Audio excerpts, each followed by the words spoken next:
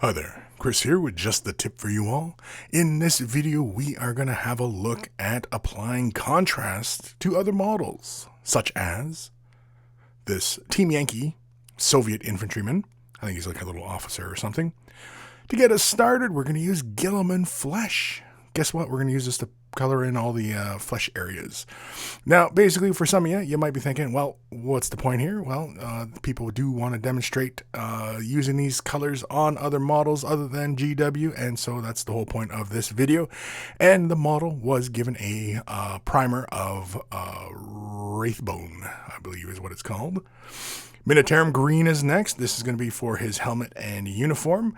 Now, initially, when I was going over the color guides from the books for Team Yankee for these Soviets, the green, I think this would more apply for like, NATO forces and such. So this is just kind of demonstrating that for those kind of purposes, as really there is not a really great color, I think, for the official uniform for the Soviets at the time anyway. Next we're using is some black TEMPLAR, obviously for the boots. And as you can see, like just laying this stuff down onto the miniature, I'm using a small base coating brush. Or if you're using any kind of other kind of watercolor brushes, I'm using more like a #1 kind of brush. Agaros Dunes is next. This is going to be for the leather. Normally I'd probably use something like snakebite leather for this, but I wanted to see how this would do in this kind of lighter capacity, and so I just simply lay this down. I also just hit the pistol in black as well because, why not? And as you can see, we just simply apply all the colors. Now, of course, we can come in and pick out like the collar insignias and stuff like that in an opaque color.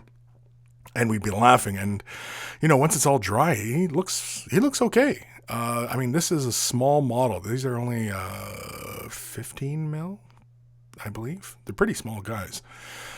Here's another example. We're going to use GUILLIMAN flesh again for the flesh areas, of course. So it's his little hands and his face.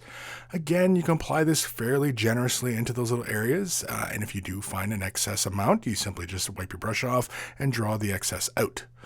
I'm going to mix Wildwood and MILITARUM green together. We're going to get a kind of a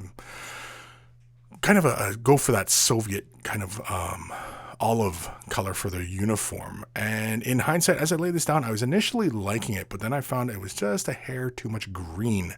So I think if you were to try this for your Soviet forces, I think you'd probably go with a little less green, just a little bit, just to knock some of that brown to be not so, deep, and introduce a bit of that greenish hue. Often it's the yellows and the browns that often give us that slightly subdued olive tone. Pure MILITARUM green is just applied to the helmet because the helmets are often a very bright green. Black TEMPLAR again. This is going to be for the boots and the RPG that he's holding as well. We're just going to color in all the little metal bits, as it were.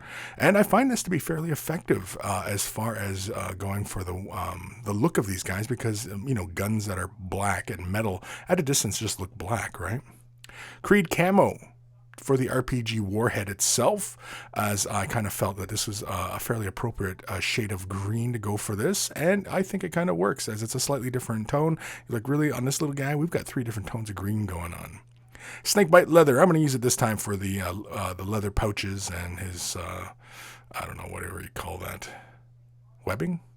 Is that what that's called? I don't know. I'm not an army guy. So after that is sitting to dry, we're coming back in with the black TEMPLAR because, as I mentioned, this is going to be for the RPG. So on the exhaust nozzle back there, as well as the main assembly of the weapon. And again, like I said, I'm using a fairly detailed brush here to apply this color, but I am loading the brush up pretty heavily with the color as I'm laying it down. Grunta is going to be next, and this is just for that little wood portion in the RPG to give us that little slight RPG-ness of the gun. Once it's all dry, you can see here how he looks, and I think he looks fine. And this is, I think, if you had obviously 500 of these to do, I think this is a fairly effective way to get through them, as it pretty much is a base coat and a shade wash all in one, and I think it's very effective. Let me know what you guys think down below.